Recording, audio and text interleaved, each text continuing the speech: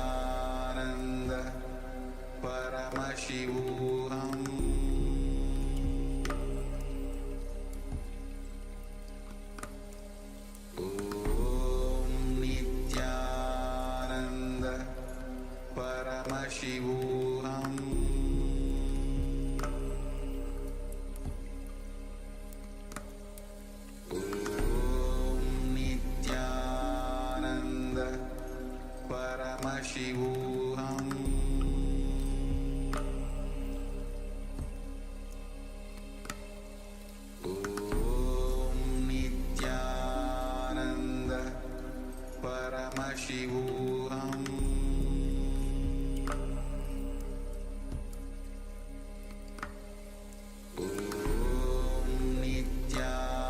Nithyananda Paramashivoham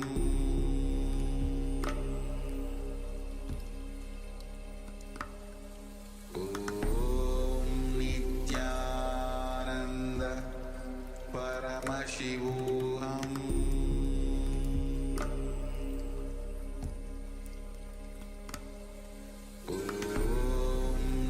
Nithyananda Paramashivoham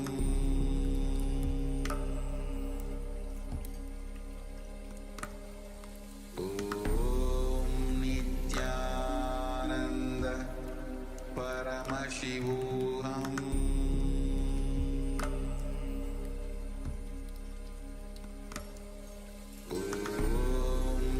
Nithyananda Paramashivoham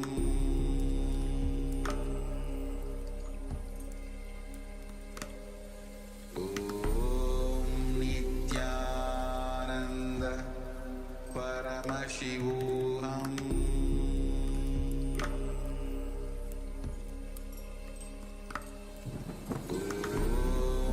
Nithyananda Paramashivoham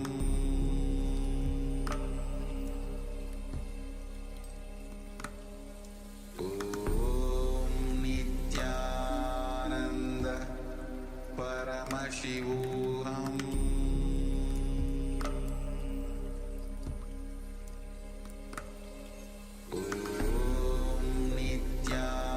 Nithyananda Paramashivoham.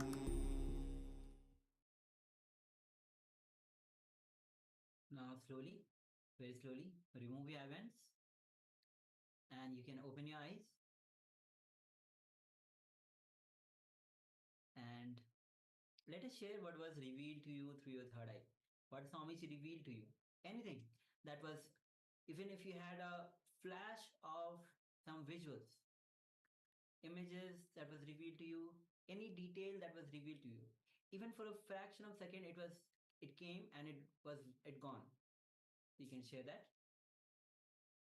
Yes, so whatever you perceive, whatever was revealed, share it vividly. Go into as much detail as possible. You will see if you recollect, actually, you might cognize more and more details about the revelation.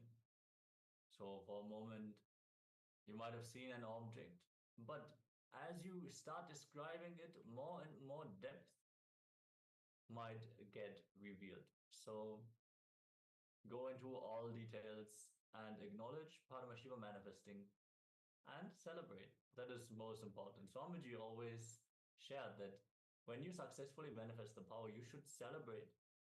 And when you are yet to manifest, you should celebrate even more to get into that bliss.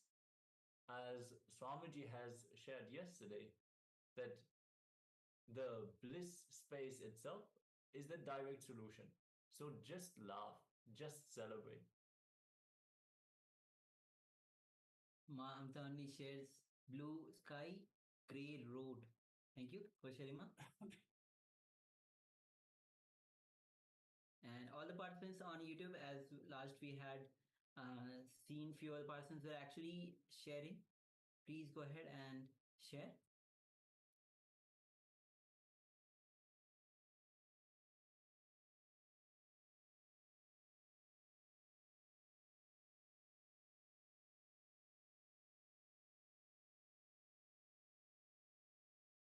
And remember again and again, it is the powers of third eye. The more you manifest the powers, it's a celebration. Samin says very beautifully.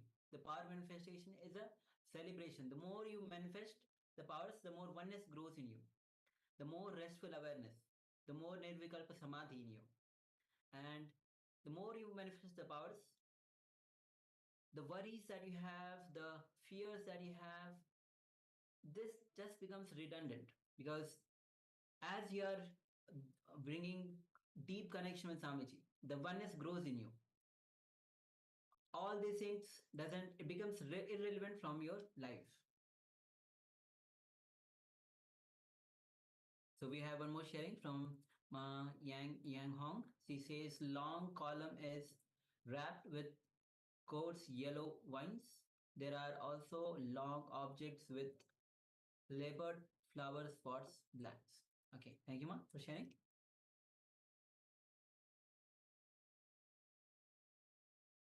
Yes, so we have new participants who have joined us. Lu Yuan Zan. Nithyananda, if you can switch on your cameras, and that will be great. And all the participants on YouTube also, you can also start joining via two-way.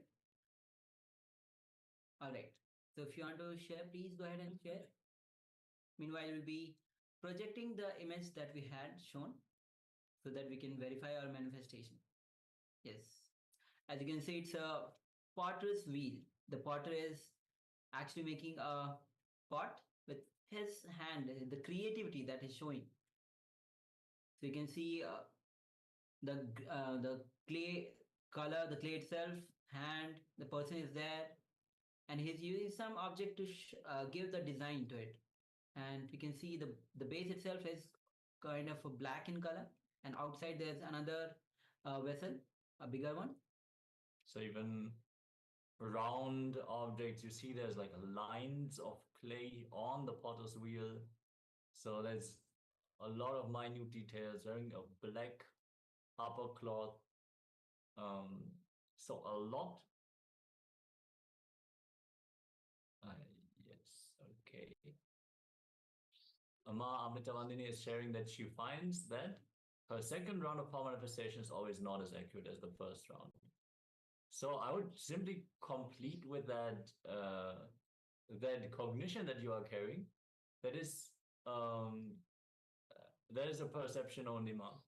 So when you drop your ideas, you drop the mind, then the manifestation will happen more and more.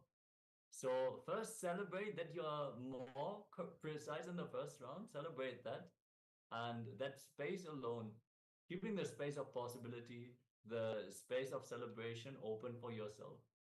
So the way you manifest powers now and the way you have manifested powers before is already different. So keep the space of power manifestation, having a breakthrough. When you have this kind of self-doubt coming up, you should just declare to yourself, okay, I know it is my possibility to manifest the power in a way that I experience 360 degrees, like she described it. That is your possibility, ma. So don't judge based on your past experiences. Judge your possibilities based on what Swamiji is declaring for you. He has that vision for all of us to manifest ourselves as powerful as himself, as Paramashiva. So don't worry, ma. Celebrate the times when the power is manifesting, and celebrate even more whenever you feel that you are yet to manifest, because you are Paramashiva. So from that very space, you will start celebrating your feeling connection to Paramashiva, and you will start embodying him more and more. So don't worry at all, ma. Yes. So thank you all of you for participating in the power manifestation, the 2 rounds of the third eye powers, and congratulations to all of you. So with this, we'll be entering into today's theme itself. And today, as we go through, we'll be starting with today the deity itself is Kalabhairava, the Lord of Time and Space. So we'll be going through the session, especially on Nithyananda's Spurana. Experience bliss in your life. We'll be having sessions on death as we go throughout the day. So next, there will be revelation by Swamiji on how to be active 20 hours a day. And Swamiji himself will be sharing his own experience, what technique he uses to be active, because Swamiji has been active throughout his life. So he will be sharing his own technique. So let's get ready. Yeah, Swamiji shares that this is his lifestyle. When you start establishing yourself in the blissful space, then wanting to be engaged with the life, wanting to contribute, it's like you have that favorite thing. Every one of us has a favorite thing that you do. When you just remember that space, and when you start developing that towards life itself, you would want to recreate that experience in as many people as possible. And that is what Swamiji is doing. He's working tirelessly with his blood and sweat, with his own bare hands. He's building this Kailasa for all of us to experience this space. And once you get a glimpse of the bliss, then sleeping will feel too shallow.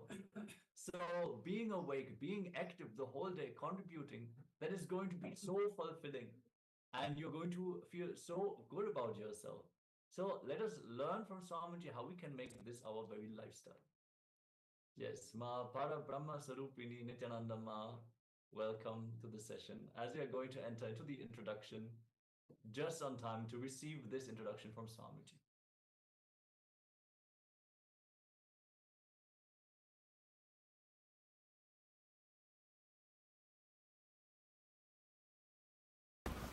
See, a real meditation is taking you beyond visualization. But before that, you need your body and mind needs to prepare. Even if you sit with closed eyes. Now what we are going to do is not a meditation technique, it's just a simple process to prepare you to go to the meditation technique. Next session we will do the meditation. Now we will do a simple preparation. Preparation is very simple. Just sit, if you can, on Vajrasana, means on your knees. If you can't, just on the ground, a squatting way. And hum for 21 minutes. Simple humming. Let me show you. Let's first get the instruction, then you can do. Humming, simple humming with closed mouth.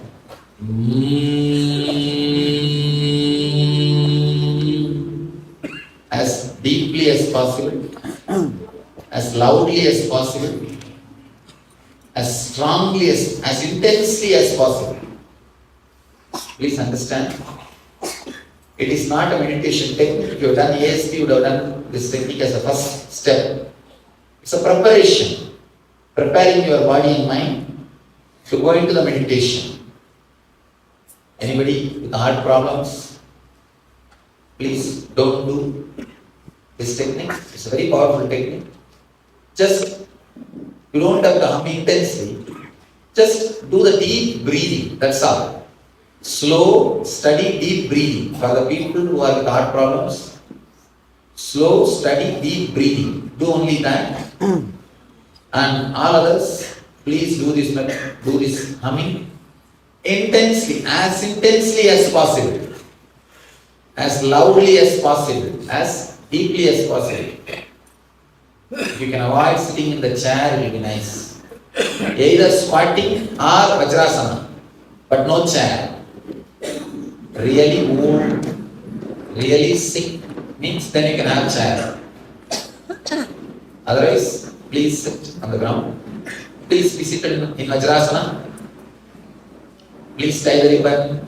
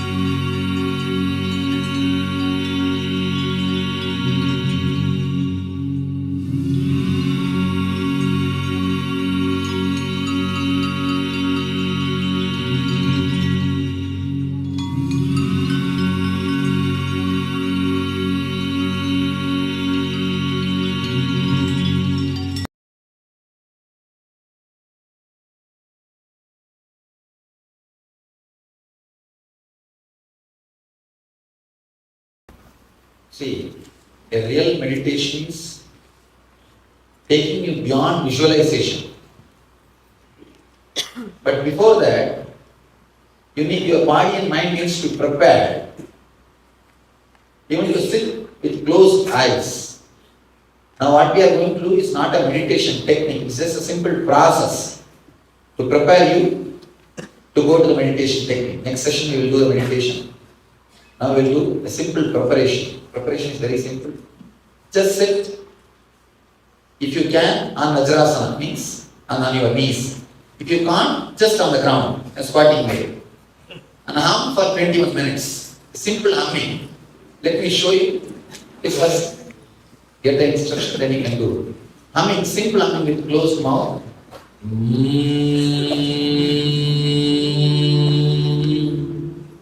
As deeply as possible, as loudly as possible, as strongly as intensely as possible. Please understand, it is not a meditation technique. If you have done ASP, you would have done this technique as a first step. It's a preparation, preparing your body and mind to go into the meditation. Anybody with heart problems, please don't do this technique. It's a very powerful technique. Just, you don't have to hum intensely. Just do the deep breathing, that's all. Slow, steady, deep breathing. For the people who are with heart problems, slow, steady, deep breathing. Do only that. And all others, please do this humming intensely as possible, as loudly as possible, as deeply as possible. If you can avoid sitting in the chair, it will be nice. Either squatting or Vajrasana, but no chair. Really old, really sick means then you can have chair. Otherwise, please sit on the ground. Please be seated in Vajrasana. Please tie the ribbon.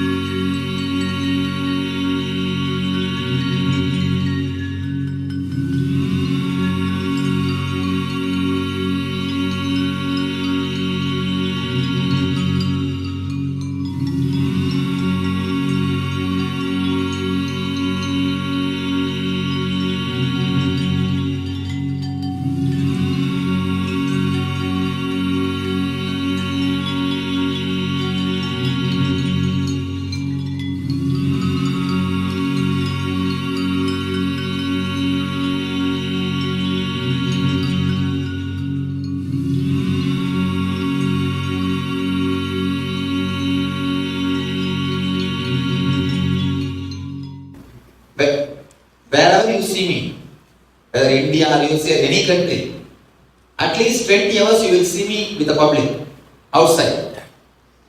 20 hours per day average I work. It is just because of this one technique, one meditation technique. The fatigue will disappear forever. The chronic fatigue, the tiredness, the boredom will disappear from your system. All your senses, the physical senses will become alive and strong.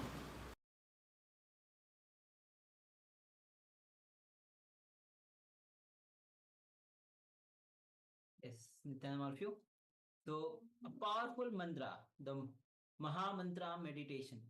So, Swami says at the last that he himself actually practices to be active. This 24 hours a day as I suppose this is one of the secret of Swamiji himself. So, it's a very powerful meditation. Whenever you find time, practice this Maha Mantra meditation.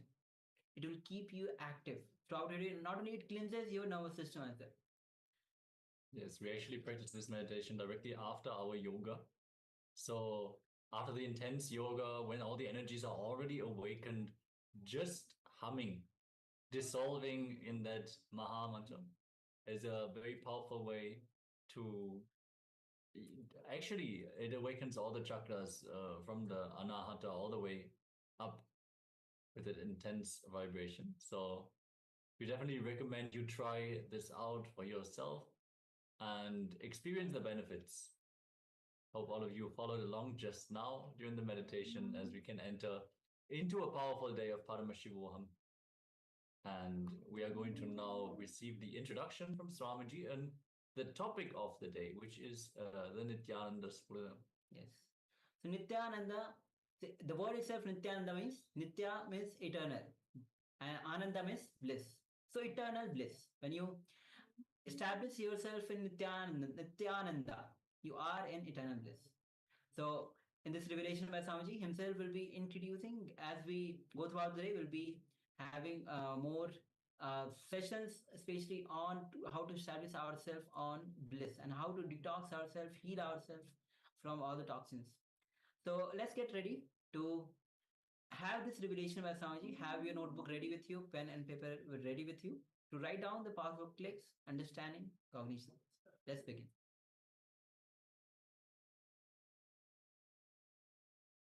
I welcome you all with my love and respect.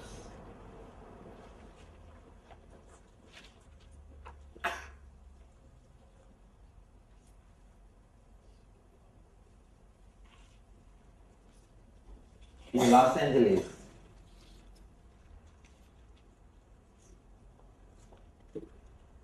maybe 115 years ago, Vivekananda was asked by a young American lady, what is life? Vivekananda says, come with me, I will teach you. Come with me to India. Then she asks, tell me exactly what you will teach me. Vivekananda says, I will teach you how to die. First answer he says, the question itself, the question is about life. But the answer is, I will teach you how to die. Vivekananda explains, knowing how to die is the first lesson every living being has to learn. Next thing, if you know the secret of death, the very quality of your life will be different. The very quality of your life, your understanding about the life, your thinking about the life, the whole thing will be transformed. Please do not think like death is one more incident in your life. Death is not one incident which happens in the end of your life. No. The concept of death continuously permeates your whole thinking, your whole consciousness, your whole being.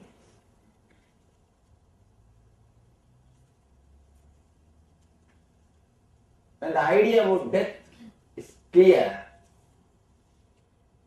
if you know how to die, you will know how to live. Living and leaving both are two sides of the same coin.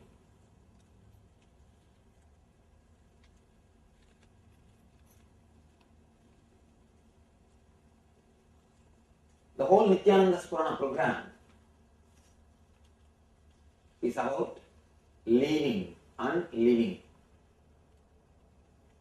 By giving the solid experience, or the conscious experience about death,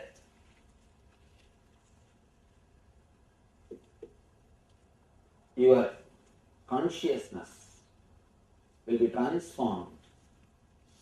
Your idea about life will be transformed. Naturally, you will live a totally different life. Your life will be totally different. Let me explain the word Nithyananda Spurana.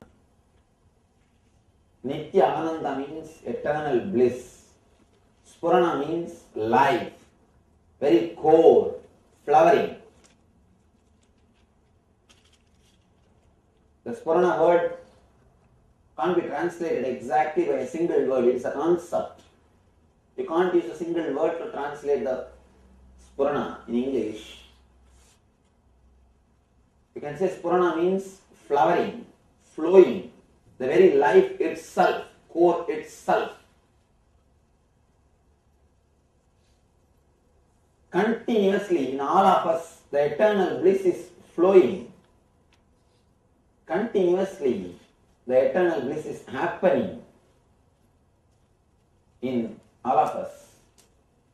It is we who stop it. It is we who create more and more obstacles.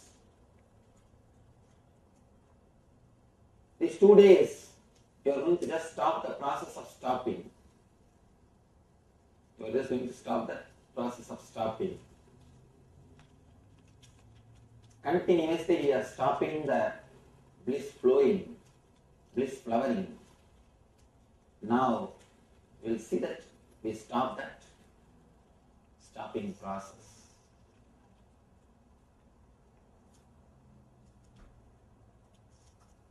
Before entering into the session, into the class, I want to take an oath. Whatever I am going to speak is truth.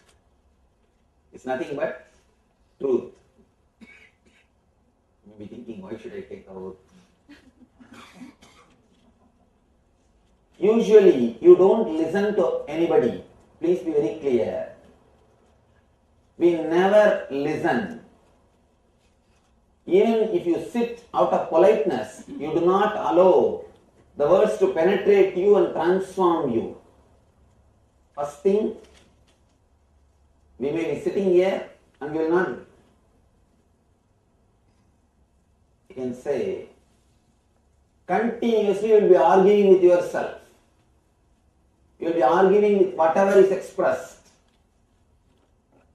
If at all you manage to be a little relaxed, if at all you convince yourself to believe, even then you will not allow these words to penetrate you. You will just sit. The words will pass you. That's all. You never allow these words to penetrate you. Whenever somebody says something, if it suits with your understanding, your logic, you take those words. If it goes beyond your logic, you start suspecting, maybe he is saying all these things for his own vested interests. We never believe anything. We never trust anything. We never allow any words to penetrate. Whenever you enter into a conversation, you always have a shield. You always have a shield. You protect yourself continuously. Even when you are sitting and talking with somebody, you don't listen. You are continuously preparing your answer. You let him talk so that he will let you talk, that's all. You let him talk so that he will let you talk. The conversation never happens in our life. He just speaks. When he speaks, you are preparing, you are replying. The moment he stops, you start. And never the conversation happens. It is just each one trying to, it's almost like a fight. You may not be loud, you may not be indecent, but internally it is always fight. We never listen, we forgot listening. We do not know how to listen. Here, I request you to listen. That's the reason I take the oath. I am taking the oath.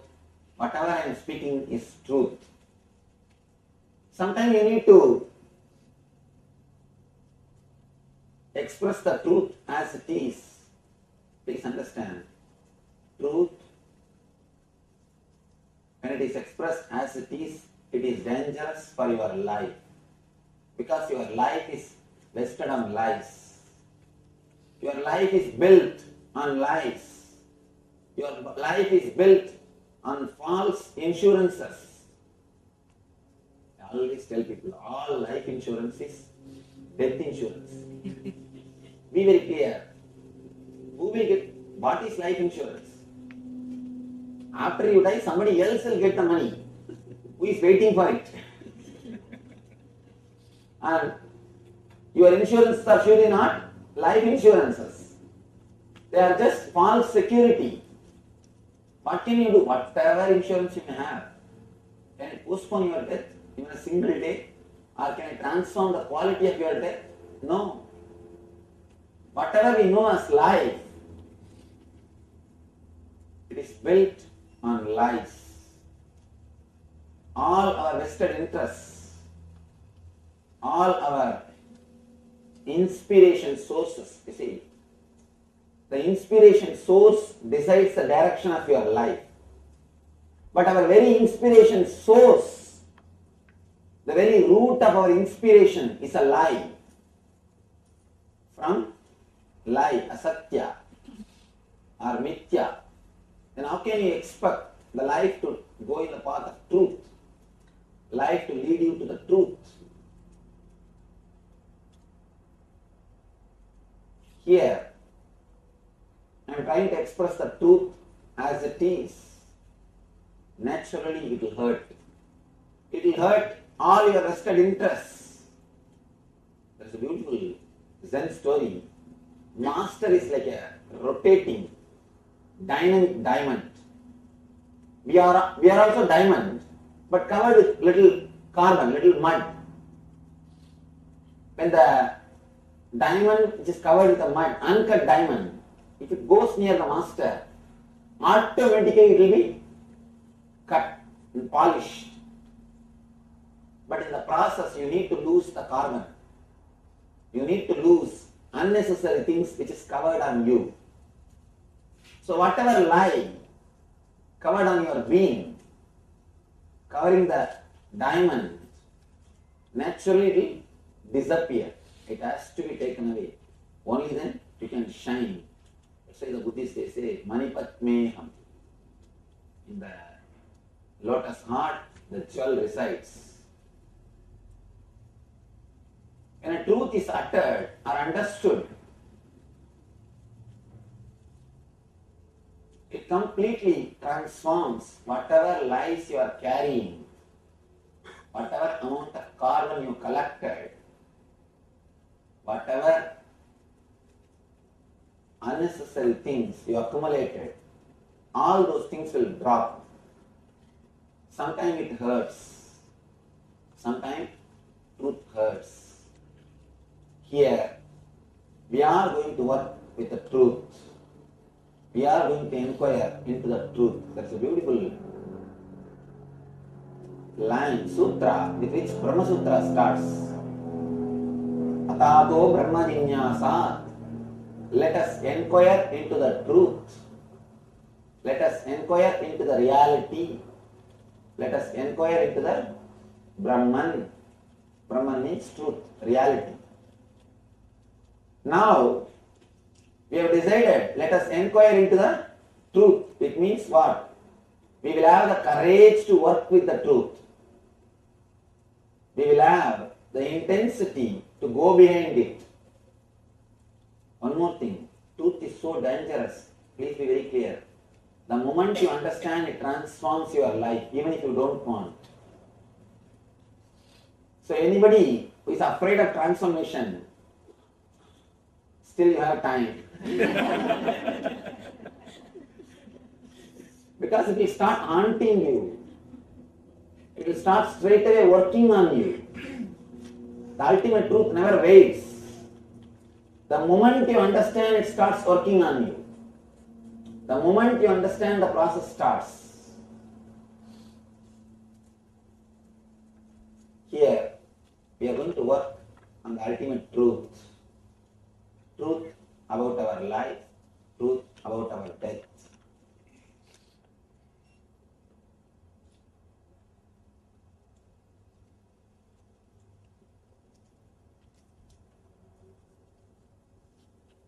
Let me tell you a small story. It's not even a story, it's a history incident happened. How this technology and this formula happened to me. This whole 2 days program is a formula. It's a technology through which I am trying to transmit or reproduce the same experience which happened in me. I always tell people, scientist is a person who creates a formula to reproduce the things of the outer world.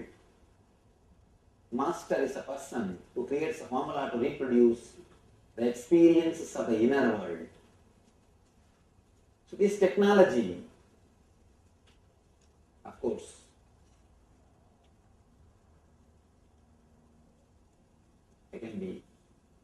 I'm happy, I can be a little proud. This works, the technology works. At least 1 million people have took these meditations. At least 1 million people have experienced the transforming power of these meditation techniques. This technology to reproduce the same experience which happened in me. That's what I call Nithyananda Spurana. How this technology happened to me. How I designed it. I was staying in Varanasi. Varanasi is a headquarters of Hinduism, practically. Every Hindu is expected to visit Varanasi at least once in his life. And every day floating population is 7 lakh, 700,000 people. Every day go inside the city and come out. 700,000 floating population. I was staying in Varanasi. There was an elderly monk, sannyasi, was sick. I was attending him. Elderly monk was sick. I was taking care of him. In North India, still the tradition is there, respecting sannyasis and all those things. In North India, the tradition of giving food continuously, all those great things are. In North India, the whole tradition is alive. Somehow I don't know what happened to South. Anyhow, North, the whole thing is alive. I was taking care of him. That time, I can say unfortunately, I had to see one person dying in the ICU. I was in the ICU, intensive care unit. At the time I was not enlightened, but I could see how that soul is leaving the body. That suffering, that struggle I was able to see. First, the tremendous pain, the whole being was filled with pain, tremendous pain. It's like if you cut half an inch your finger, how much of pain you feel. This being is cut 6 feet long. Completely the being and the body is disconnected. The tremendous pain, I could feel very clearly what is happening there. Not only the pain, after a few moments, I saw suddenly the being fell into the coma, unconsciousness. Actually, coma is automatic painkiller mechanism. If the pain becomes too much, unbearable, automatically you fall in coma, so that your being is, at least your being doesn't feel the pain. Being has fallen into coma, unconscious state. The moment being fell into the unconscious state, the worst thing is whole samskaras, the engraved memories opened. See, as long as you are conscious, you can balance your mind and live. The moment you fall into the dream state, what happens? Simply those thoughts comes up and your dream is not under your control anymore. You are not the leader in your dream. Simply a dog chases you in the dream, or elephant chases you, or a snake is trying to attack you. You don't dream, but you are not the master. Whatever you suppressed, whether your fear or anger or desires, it just comes up and it is moving this side and that side. Your dreams are not under your control. The frequency of thoughts is more than the frequency of your consciousness. The number of thoughts is too much. So naturally, your dreams are not under your control. Of course, if at all our dreams are under our control, what types of dream always you will have? We know. Of course, the dreams are not under our control. Same way, the moment the being slips into the unconsciousness, the thoughts which is happening in your inner space is completely out of control. It's like inside this room, 10 people are standing and kicking one football. One football from this side to that side and this corner to that corner, if it is kicked, how the football suffers. Same way, I saw very clearly the being suffering. One side, all the desires are kicking that football. The other side, all the guilt. On the third side, all the pain memories. The fourth side, all the pleasure memories are pulling. The football is just pull and push, kick this side and that side. And I could see the being suffering in that intense burning. That is what we call hell. Actually, hell is not geographical, it is psychological. Hell is not geographical. Be very clear. Hell is psychological. You don't go to hell, you carry your hell. You don't go to hell, you carry your hell. Just like a tent, you carry when you go for a picnic. You open the tent and install. Just like that. You carry your hell wherever you go and just you open and install. Whenever you need. You carry whatever is necessary to create hell.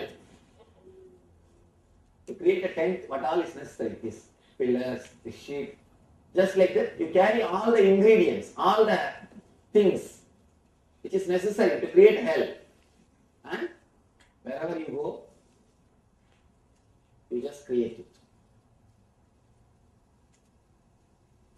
I was able to see very clearly how the being suffered, how the being was struggling, how the being was suffering to get out or to move into the path, into the next life. It was a tremendous suffering. One more thing, when you suffer too much, you will feel like time is not moving. Time is eternal. That is why we always say hell is eternal hell. It is not chronologically eternal, but psychologically you will feel like time is not moving. You can see in your life, when you sit with somebody, some friend with whom you feel connected or close, even if 10 hours passes, suddenly you realize, oh, what happened? How time passed. If you are sitting with somebody who is continuously boring you, with whom you don't feel comfortable, what do you do? Every 10 minutes you see that watch. Every 10 minutes you think, watch stopped or what? Time is not moving. Time is psychological, it is not chronological. That is why in the Vedic system, the time is measured as kshana. Kshana means gap between one thought and the other thought. Gap between one thought and the other thought. If you can create gap between one thought and the other thought, little more gap. See, if you can create more gap between one thought and the other thought, your kshana can be even 1 year. For a restless person, kshana is microsecond. For a restless person, his kshana is microsecond. Person who is peaceful, relaxed, for him, the kshana can be in 1 year. More the gap between two thoughts, more you will be blissful. The more you are restless, more you will be suffering. That is why we say, for devatas, for the higher level beings, our 1 year is 1 day for them. Because the gap between the thoughts is less.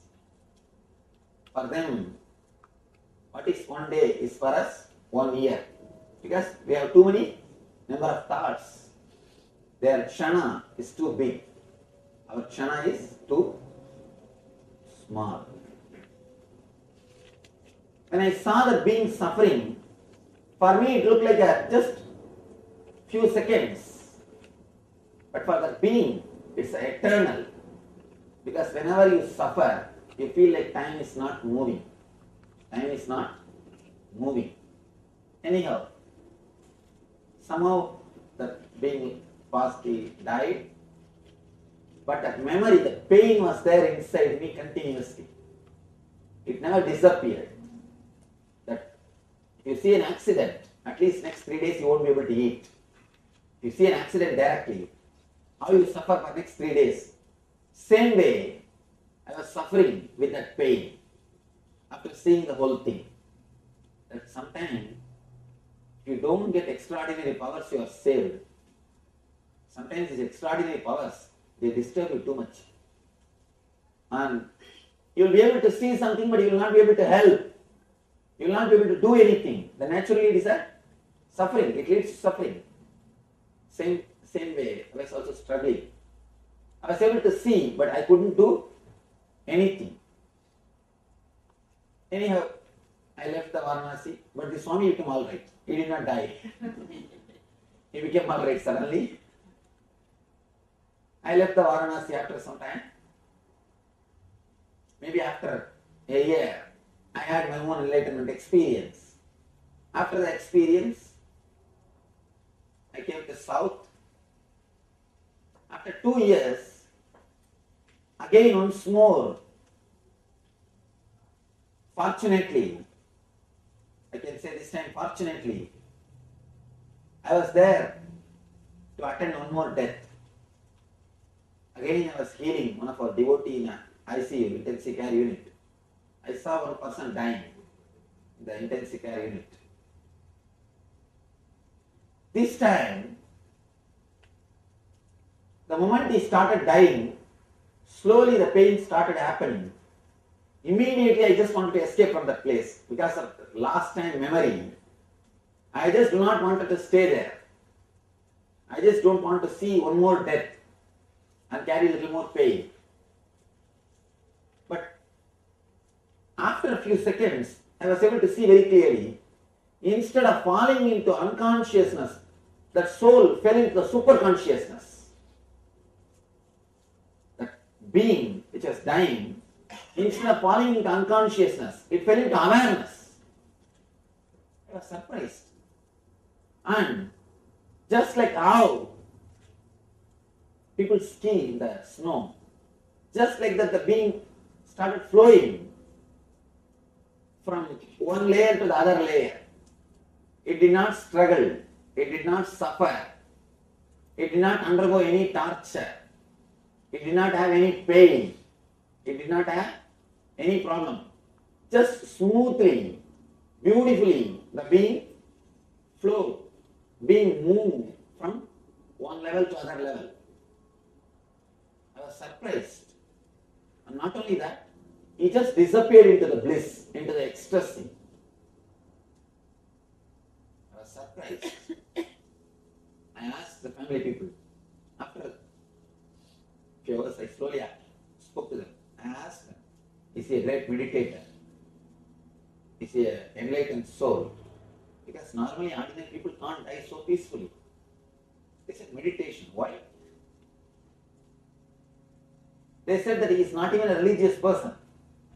He is not even a religious person. He is an atheist. I was surprised. How could this guy have such a peaceful, beautiful death? First thing, the other soul, first time when I saw the death, the soul was suffering and struggling. And this being, such a peaceful, beautiful death, how? Why? Why that soul has to struggle and the soul is so peaceful and blissful? For him, death is a blessing, so ecstatic. Why should this soul be so blissful and why should that being suffer, struggle so much? I was just surprised. I was shocked. I started contemplating. I started thinking, how? Why one soul should suffer, the other person, other being should peacefully pass away. After the contemplation or a deep meditation, the knowledge which descended on me, or knowledge which happened to me, or the technology which happened to me is this whole NSP. The Nithyananda Spurana is the knowledge or the formula which happened to me after the deep meditation of these two deaths. After the deep contemplation, this technology happened. The suffering is mainly caused by the samskaras, engraved memories, which takes over your being the moment you fall into unconsciousness. What happens in the dream state, the same thing happens in a wild way, in a much more intense way when you pass away. This technology will help you to remove the unnecessary samskaras which is engraved in your layers. You have 7 layers in you, 7 part of your being. Physical layer is the body which you are using now, and the pranic layer is that all the prana flow of the prana. Prana is not exactly air. The word air cannot be the right word for prana. Prana is the energy which goes inside through air. Air is like a vehicle. Prana is the stuff which comes inside the vehicle. Prana is a parcel which is brought by the vehicle called air. Prana is a subtle air energy. Pranic body is the air circulation or the prana circulation which is happening inside you. The third, mental body. Mental body is the inner chattering which continuously happens in you. The fourth is etheric body. All your collected emotions is called etheric body. And fifth, causal body is the deep sleep. The deep sleep, what state you fall, that's called causal body. And cosmic body is all your joyful memories. The nirvanic body is your pure consciousness. 7 layers you have. In all these 7 layers, so many unnecessary engraved memories, samskaras are inscribed. Only these samskaras continuously create more and more and more trouble for you. They continuously create more and more misunderstanding. They continuously create more and more trouble. This technology will help you to get those engraved memories out, to make your inner space pure, to make your inner space clean. As of now, it's like your inner space is completely occupied with all your furnitures. You sleep outside the house. You put all the furnitures inside and you are sleeping outside. Now here, I am trying to remove few unnecessary furnitures so that you will have a place to sleep inside the house. This whole 2 days program is a technique or technology to remove the unnecessary engraved memories from your inner space so that when you live, you can live blissfully. When you live, you can live peacefully. Person who doesn't have engrams or the samskaras, for him, death is liberation and celebration.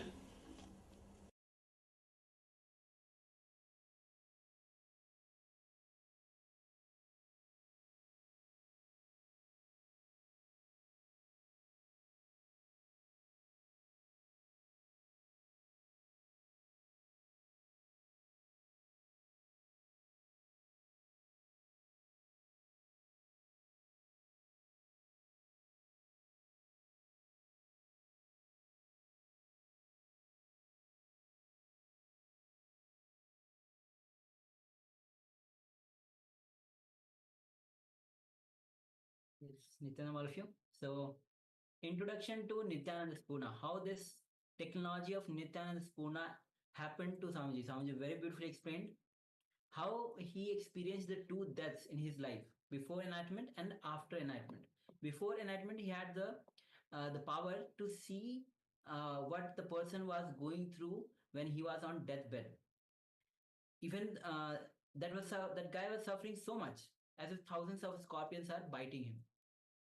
And after enlightenment, as Swamiji says, because he's an incarnation, because of his presence, that person after his death was smoothly riding through the 7 layers. So Swamiji contemplated on this experience, and the technology that Swamiji is giving all of us is the Nithyananda Spurana program. As today the whole day will be on Nithyananda Spurana program, Swamiji says that all the 7 layers that we have are need to be healed, need to be cleansed. So we'll be working on, and this is the best technology that Swamiji has given to work on the 7 layers, 7 bodies that we have. So this is the introduction to the Nithyananda Spurana itself, as Swamiji revealed. Next will be as we go throughout the sessions throughout the day, we'll be working starting from the physical layer, then pranic layer, mental layer, etheric layer, causal layer, and nirvanic layer. And as we go, the 7 layers we'll be working on. So Yes. So before we actually enter into the first layer, we're going to start off with a very powerful technique. Since the first layer that we are going to tackle is the physical layer, we can't go without detox. And here, the detox we are going to look at is water fasting, a very powerful fasting technique. There's various different ways to fast. So many different samyamas are there, so many different pratams are there, which is like spiritual fasting. So you need to understand, every time when you fast, all the internal organs of your body start working.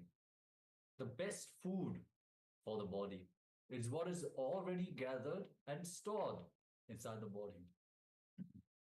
The body, when you eat the food and you consume more calories than you are actually burning, the body preserves those calories in the form of glycogen, which people call fat, but it's actually a very useful storage unit for the energy of the body. And it is preserved in a way that is very easy to digest for the body. It is very much available, and it can store a lot of energy in a very small amount of space. So for each gram of fat that you carry, so much of energy your body can use from that. It is amazing. So we should allow our body to eat itself without giving food from the outside. That is the best fuel that the body can use. See, there will be a time in your life where your senses will not be active. Now itself, declaring your conscious sovereignty over your senses. And even when they are not active, when they are not alive, when they are not excited, when they are not functioning, you remain alive, active, powerful. That is pratyahara. That is the achievement your body needs to reach to manifest conscious sovereignty. So when you do the water fasting, there will be a moment when all the alarm bells of the body will start ringing, and you will feel the burning in the stomach. You might have all different kinds of sensations of the body. That is because so much of energy is awakened in your system for it to shift the gear. So when we eat the various different macronutrients like fat and carbohydrates and protein, our body is ready, is waiting. We see the food on the plate, the body already starts creating the enzymes to digest it. And the moment it sits inside our stomach, the body is working hard. Most of our energy throughout the day is not at all going into physical activity. It is going into the digestion of the food. So even if you run, and you spend your whole day in activity, even then your body still needs more energy to digest the food that you are eating than for that intense activity. That is why changing your diet or doing fasting is the most powerful way to reinvent your body. And so much of the body's very own capacity to create energy is awakened when we do the fasting. So let's enter into the recipe, how to have the water fasting itself. So we'll be going through a little guide of this water fasting. The first step is to have the lukewarm. So use a lukewarm water that is best to be consumed in the morning time. So remember, in the morning times, the best is having the lukewarm water. And it is ideal to drink cold water from 11 a.m. onwards, because in the afternoon, the pitta component in our body is dominant. See, as we know, there are in the Ayurveda 3 components: Vayu, Pitta, and Kapha.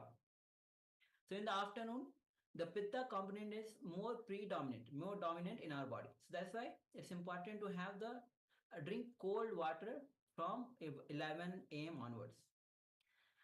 And the third step is practice enema to cleanse the toxins from the intestine, to stimulate the liver and the stomach. You see, it's really important to have this practice of enema every single day.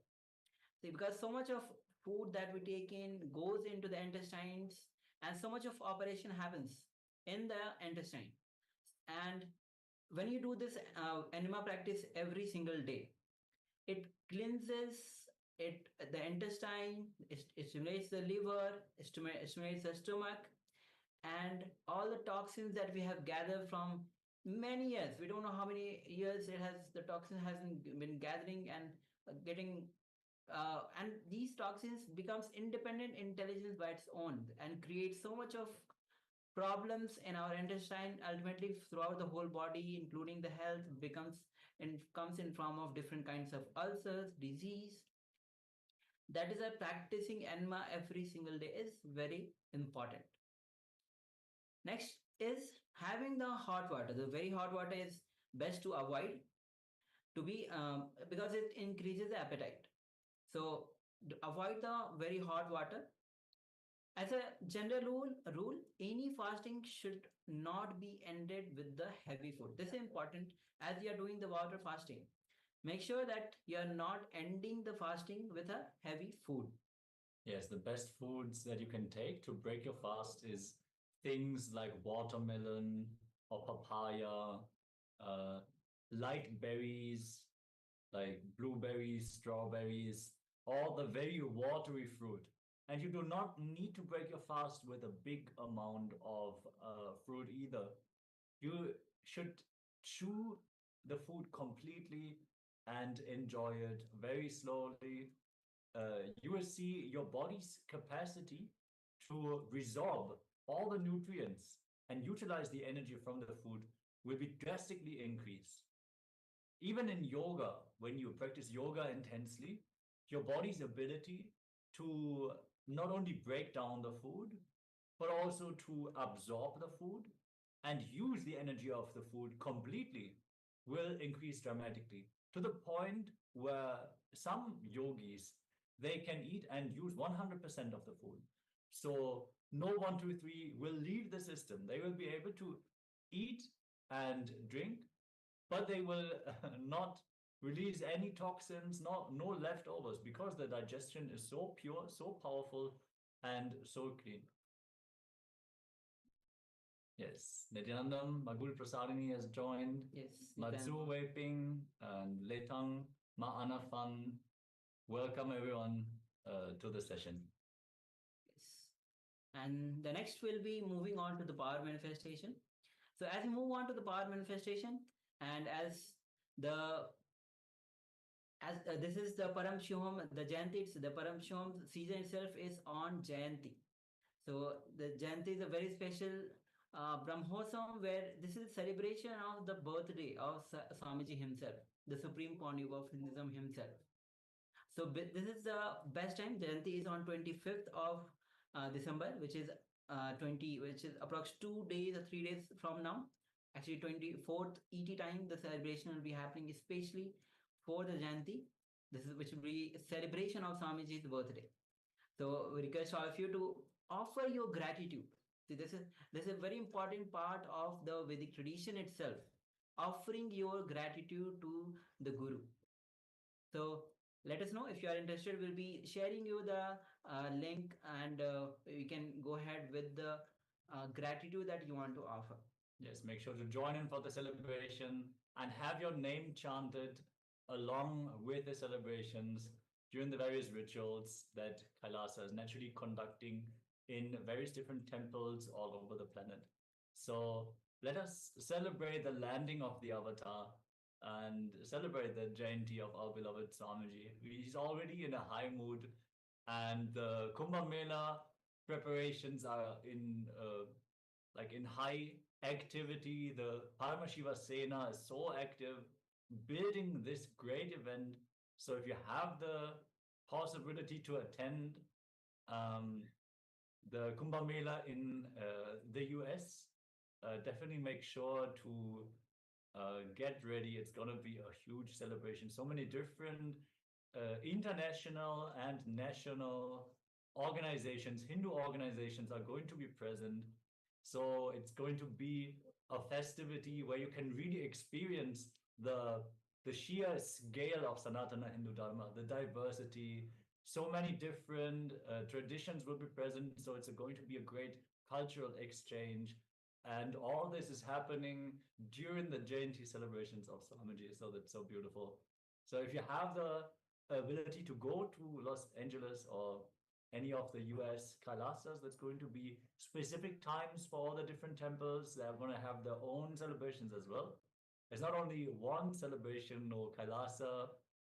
As the United States of KAILASA, we are celebrating all over the planet. Kumbh Mela is not only in India, it is all over the planet. Naturally, we're going to have our presence in India as well, in Prayagraj. We're going to celebrate the Kumbh Mela. And yeah, we invite all of you to definitely do not miss the Shahi Snan, the sacred bath that is going to happen both in India and in Los Angeles specifically, where all the different temples, all the different diplomats and all the different temple acharyas are going to be present. They're all going to come to LA and to Prayag to celebrate this great Muhurtam. It is an auspicious, highly powerful time period where all the waters are energized and literally the nectar of immortality is flowing. So don't miss this opportunity. It is a Maha Kumbh Mela, which is happening every 12 years. So just think about it. What is happening 12 years from now? In 12 years, you don't want to think back and having missed this opportunity. So definitely get ready and align whatever needs to be aligned to put this into your schedule. And definitely don't miss to be part of Swamiji's birthday celebrations as well. Yes, and in Hindu tradition, it's always one everybody wishes in their lifetime they should go to Kumbh Mela at least once in their lifetime. So this is a beautiful opportunity that Swamiji himself is providing to all of us to be a part of this grand celebration of Mahakumbh. So with this, we'll be moving on to the power manifestation. And today, we'll be manifesting the power of third eye solutions.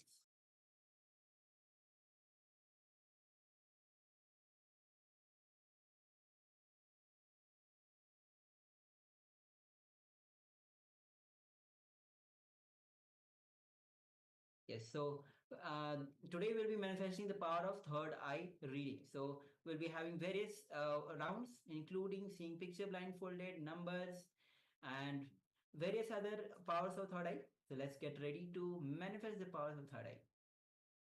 So in this round again, we'll be manifesting the power of seeing picture blindfolded. So let's get ready. I hope all of you have the blindfold with you ready. So you can use your blindfold and to cover your eyes, the two eyes, as we are manifesting the power of third eye. Yes, make sure to be on camera throughout the sessions. Lei Tang, Wei-ping, and MS. MS, if you could change your Zoom name also to your actual name, that would be best. We invite all the YouTube viewers as well to join us for the power manifestation. We can get a roll call. Everyone who's joined in from YouTube, just share a message that you're here and that you're ready to join for the power manifestation. Also our Twitch viewers and on Facebook. Nithyananda, Ananda, we're about to enter the power manifestation. So get your blindfold ready and settle down. Yes. And all the participants on YouTube as well, those who want to offer you gratitude, you can also message us on the YouTube chat. We'll be attending to each of your comments. So now let's get ready to manifest this power of third eye. So we'll be projecting you the image. See all the details that is being revealed to you through your third eye as you sit with your head and spine in a straight line. Yes, Mahana fun. Lei Tang, get ready, get your blindfolds, tie your eye band, and let's get ready for the power manifestation. Yes. And also those whose cameras are off, you can switch on your cameras, be available. And with your blindfold, let's get ready to manifest this power. Sit with your head, neck, spine in a straight line. You can close your eyes. Visualize Swamiji in your inner space. His deep love His compassion overflowing through you, radiating through you, filling all your trillions of cells with His superconscious energy. Your entire system is bubbling with His energy.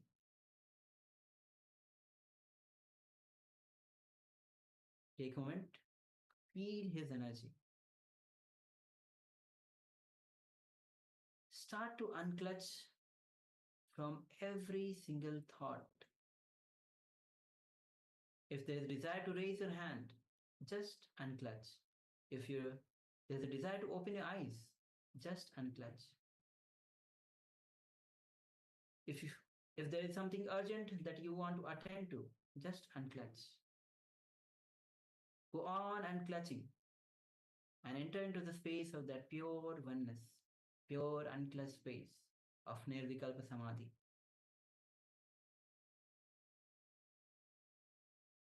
Now as you start chanting the Mahavakya, Om Nithyananda Paramashivoham, Om Nithyananda Paramashivoham, Om Nithyananda Paramashivoham. With deep feeling connection with Bhagavan, keep chanting the Mahavakya internally. And now we'll be projecting the image on your screen. Let's get ready to manifest this power of third eye. Have deep gratitude to Swamiji and ask Swamiji to reveal every detail of the image that we are about to project. So let's get ready. The image now projected. Let's begin.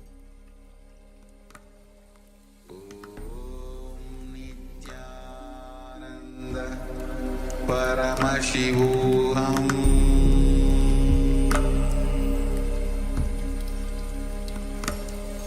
Om Nithyananda Paramashivoham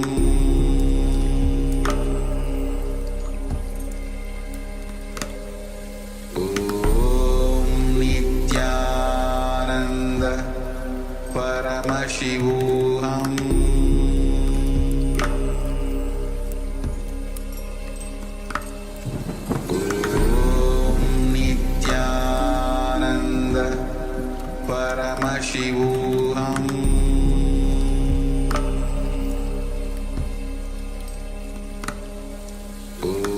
Om Nithyananda Paramashivoham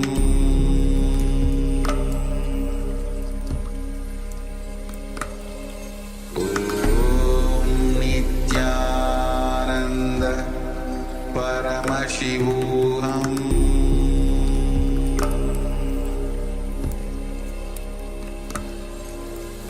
Om Nithyananda Paramashivoham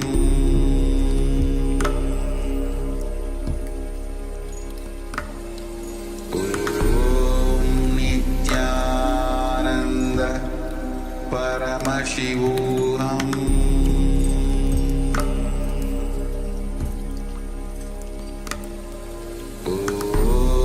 Nithyananda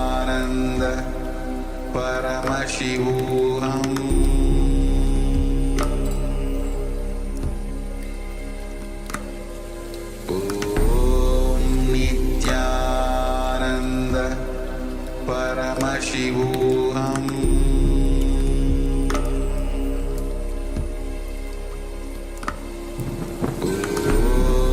Nithyananda Paramashivoham